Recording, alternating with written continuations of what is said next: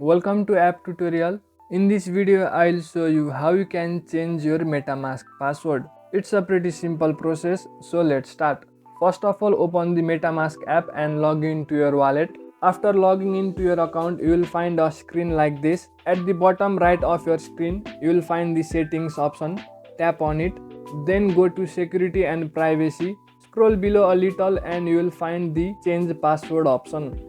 Tap on change password. After you tap on change password, you will have to enter your existing password in order to change it. Enter your current password and tap on confirm. After that, you will find a screen like this from where you can change your password. Enter the new password that you want to set. Confirm the password by entering it once again. Then tick the privacy policy box and then tap on reset password. As you complete these steps, your Metamask password will be changed and now you will have a new password that you have to enter while logging into your account. Well, that's it for the video on how you can change your Metamask password. Make sure to leave a like if you found this helpful and subscribe to the channel for further videos.